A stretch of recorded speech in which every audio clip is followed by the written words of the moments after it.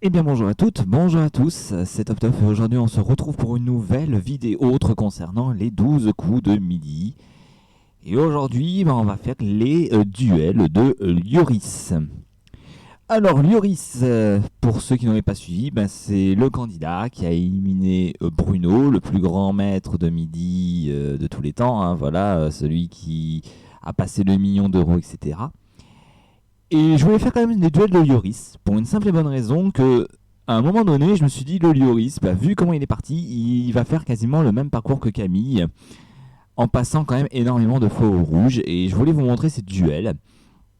Voilà, car Paris, il est passé quand même beaucoup de fois, enfin, il a quand même été pris beaucoup de fois en duel, quand même, durant ses 15 participations, hein, voilà, puisque bon, il est resté que 2 semaines, mais en 2 semaines, il a quand même fait beaucoup de duels. Et je me suis dit, on va montrer ces duels. Alors la vidéo sera un peu plus courte que d'habitude, hein, parce que bon, là je n'ai que 15 duels à montrer. Mais bon, voilà, au moins comme ça on pourra en parler un petit peu et reparler encore une fois du jeu. Car pour moi, c'est acté, c'est fait. Et moi je vous le dis franchement, dans ce jeu, le champion a vraiment l'avantage. Et là cette fois-ci c'est fait, c'est acté. Il n'y a plus il y a plus de réflexion possible et on en est sûr cette fois-ci. Voilà. Allez, on va pas perdre trop de temps. On va tout de suite commencer avec les duels de Lioris. Donc, premier duel qu'a fait Lioris, c'était le 5 octobre 2021. Lioris était encore challenger à ce moment-là, hein, et Bruno était encore champion. Et voici la question auquel il est tombé. De quelle nationalité est Shigeru Miyamoto, le créateur de Mario, le personnage de jeu vidéo, américaine, italienne, argentine ou japonaise? Bon, là, ça va, c'est pas trop dur. Déjà, rien que le nom Shigeru Miyamoto, c'est assez japonais, donc il n'y a pas de problème là-dessus. Deuxième duel posé à Loris le 5 octobre, pareil, il était aussi challenger, et voici la question qu'il a eue. Qui incarne Antoine dans le Cornio et Augustin dans la Grande Vadrouille? Bourvil, Rému, Fernandel ou Sim? Bon là ça va, c'est pas trop dur non plus, c'est Bourvil, hein, le Cornio, film extrêmement connu, ainsi que la Grande Vadrouille, film extrêmement connu également. Troisième duel qu'a eu Lioris, donc là cette fois-ci il a eu ce duel en tant que champion, en tant que maître de midi. Et voici la question laquelle il a eu. Qu'est-ce qui portait le nom de Macumba un peu partout en France et qui a inspiré un tube à Jean-Pierre Madère? Le air guitar, des discothèques, une émission de radio, le karaoké. Voilà, pareil, une question pas trop difficile, hein, le Macumba, discothèque, voilà, c'est pas trop dur pour lui, hein. Quatrième duel posé le 9 octobre. Quelle ville a pour club de foot le LOSC? Paris, Lyon, Toulouse ou Lille? Alors déjà, j'ai envie de vous dire, le Lloris, c'est un féru de sport, il est calé en sport, ça se voit tout de suite. Donc pour lui, c'était une question assez simple. Et en plus de ça, bon, c'est une question qui, pour moi, un Français sur deux peut répondre correctement à la question, hein. Voilà, Paris, c'est le PSG, Lyon, c'est l'OL. Enfin voilà, c'est pas trop dur. Donc ça va. Cinquième duel posé le 9 octobre. À qui doit-on le tube? J'ai demandé à la Lune. Indochine, Trust, les Berruriers Noirs ou les Têtes Raides. Voilà, pareil, c'est pas trop dur non plus, hein. Un immense succès d'Indochine, pas de problème. Sixième duel, posé le 10 octobre. Alors là, cette fois-ci, Lioris passe au rouge et c'est donc l'adversaire qui a dû répondre, enfin le challenger qui a dû répondre à cette question. Combien de personnes voit-on dans le tableau le cri d'Edouard Munch? Donc 1, 2, 3 ou 4.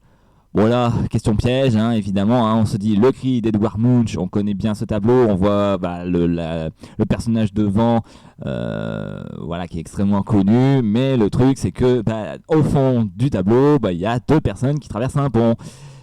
Et chose que tous les gens ne savent pas forcément.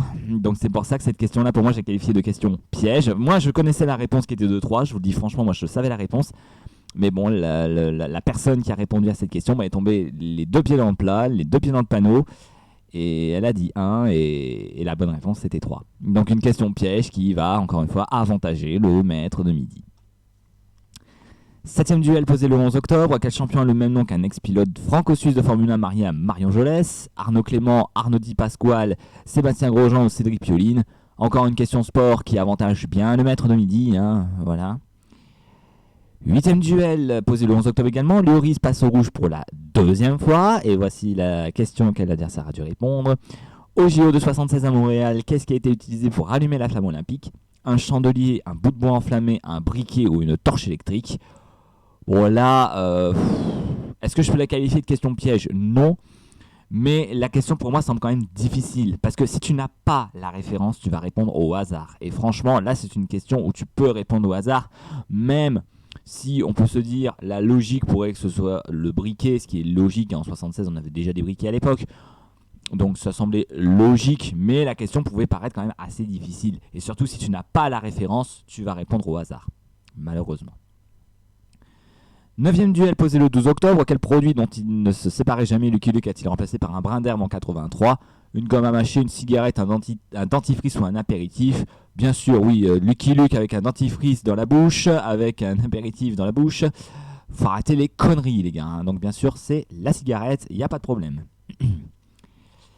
10e duel posé le 13 octobre, Lloris passe au rouge pour la 3e fois, et voici la question qu'il a eue. Dans sa jeunesse, qui a tenu la rubrique savoir-vivre d'un magazine féminin sous le pseudonyme de Liliane Dorsey? René Goscinny, Stéphane Bern, Pierre Desproges ou François Mitterrand? Tiens, d'ailleurs, encore une fois, pour parler de François Mitterrand, je sais pas qu'est-ce qu'ils ont les rédacteurs des 12 coups de midi, mais je trouve qu'on a quand même beaucoup de fois François Mitterrand en possibilité de réponse dans les duels, hein, je trouve. Hein. Regardez encore une fois la vidéo que j'ai faite sur Bruno, je crois qu'on a eu 2 ou 3 questions avec comme réponse François Mitterrand. Hein. Donc voilà, donc François Mitterrand qui revient beaucoup quand même dans les duels, hein, j'ai l'impression. Donc là, pareil, encore une fois, une question très difficile pour le challenger, hein, ou encore une fois, si tu n'as pas la référence, tu ne peux pas savoir. Donc la bonne réponse, c'est René Goscinny. Oui, c'est ça, 11e duel. Posé le 15 octobre à Lloris. Quel pays est séparé de l'Afrique par le canal du Mozambique? L'Argentine, Madagascar, le Pérou, le Brésil? J'ai envie de dire le seul pays africain des 4, c'est Madagascar, donc aucun problème là-dessus. 12e duel, quel titre est celui d'un film Pixar? Ratatouille, La Grande Bouffe, Le Serveur du Palais ou Julie et Julia? Le seul Disney des 4, c'est Ratatouille, donc aucun problème. 13e duel, qui chante le bal masqué? C'est bon pour moral et ça fait rire les oiseaux. Donc encore là, 3 pistes pour aider le maître de midi. 14e duel posé le 16 octobre. Lloris passe encore une fois au rouge. Et cela pour la 4e fois. Lors de quelle bataille l'amiral Horatio Nelson, touché à la tête, s'écroule et souffle: je suis mort, rappelez-moi ma femme? Aboukir, Trafalgar, Waterloo, Austerlitz? Là pareil, encore une fois, une question bien difficile. D'ailleurs, j'ai pas mis la réponse, j'ai pas mis les parenthèses. La bonne réponse c'était Aboukir. Voilà, mais encore une fois, si vous n'avez pas la référence, vous ne pouvez pas savoir. Donc là, pour moi, c'est encore une question difficile pour avantager le maître de midi. 15e duel posé à Lloris. Quel animal est le titre d'un film culte de Visconti avec Burt Lancaster, Alain Delon et Claudia Cardinal? Le chat, l'ours, le guépard ou le papillon? On l'a, pas trop dur non plus. 16e duel, Lloris passe au rouge pour la 5e fois. Et voici la question que l'autre a eue. Dans quel pays fut fondée au XVIe siècle la colonie appelée la France antarctique? L'Argentine, le Brésil, le Chili, le Guyana? Encore une fois, pareil, si vous n'avez pas la ref, vous êtes foutus. Voilà, j'ai envie de vous dire. Et enfin, dernier duel qui a mis fin au règne de Lloris, où il est passé encore une fois au rouge, et ce pour la 6e fois. Ça commence à faire beaucoup encore une fois.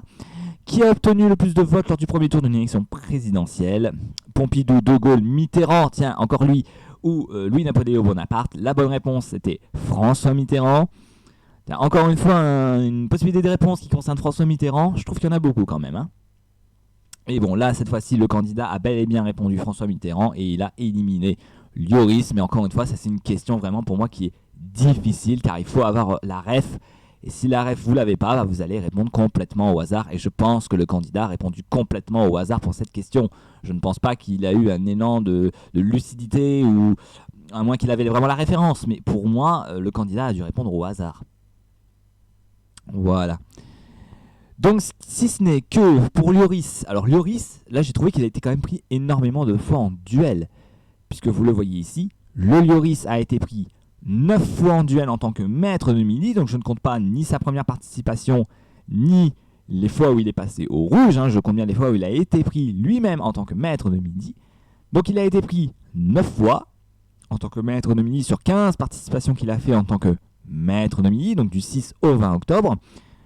Donc ce qui fait un total de 24 duels, puisque encore une fois, sur tous les duels qu'il a fait, sur les 30 duels où il aurait pu être pris, je ne compte pas les 6 duels où il est passé au rouge. Ce qui fait 9 fois de prix sur 24 duels, donc on a une moyenne de 1 sur 2,6, soit un duel toutes les 2 émissions.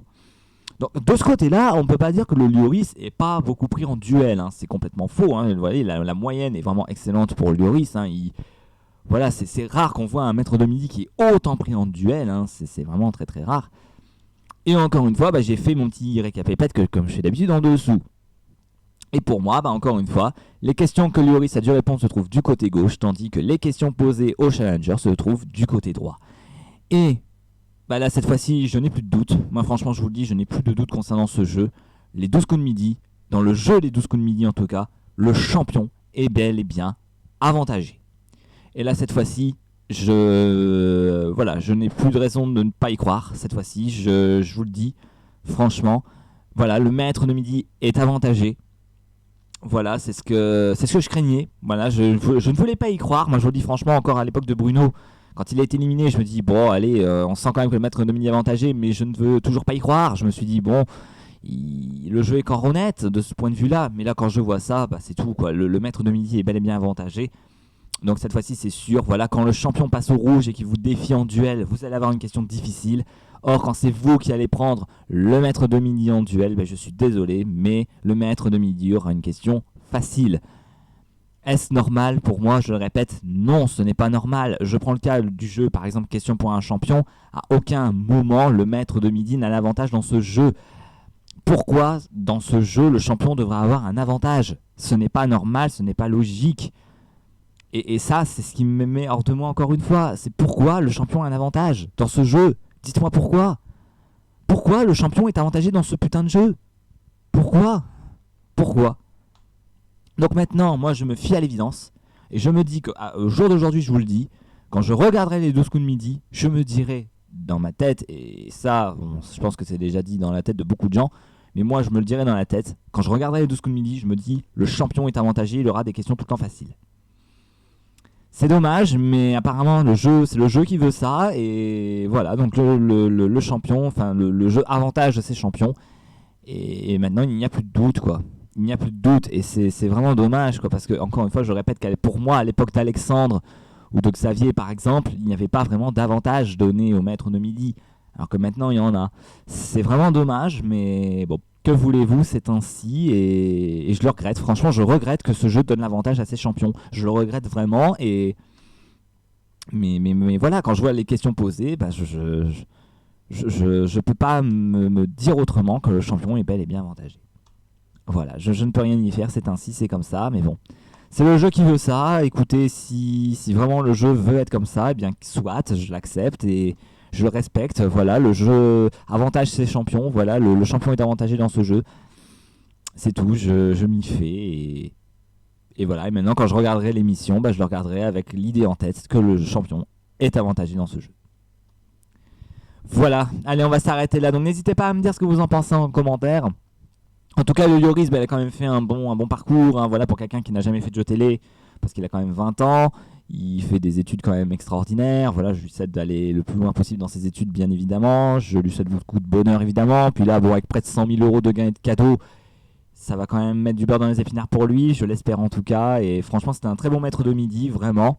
Même si les réseaux sociaux le plaignaient beaucoup parce qu'il rigolait pas beaucoup, il était très discret, il était jamais souriant. C'est lui, mais je vais pas le juger de ce côté-là, loin de là. Pour moi, c'était vraiment un très bon maître de midi. Il méritait d'aller plus loin, vraiment. Et je souhaite à chaque fois la même chose à tous les maîtres de midi. Bien sûr, je souhaite qu'ils aillent le plus loin possible. Et voilà. Mais en tout cas, avec près de 100 000 euros, vraiment, j'espère que ça va l'aider. Et normalement, ça devrait l'aider. Et voilà, et je lui souhaite évidemment beaucoup de bonheur à ce cher Lloris, voilà, qui était pour moi aussi un grand maître de midi. Voilà, allez, on va s'arrêter là. Donc c'était top donc pour cette vidéo sur l'élimination de Lloris ainsi que ses duels concernant les 12 coups de midi. J'espère que cette vidéo vous aura plu. Et quant à nous, eh bien, on se retrouve très prochainement pour une nouvelle vidéo. Et en attendant, moi je vous dis à la prochaine tout le monde.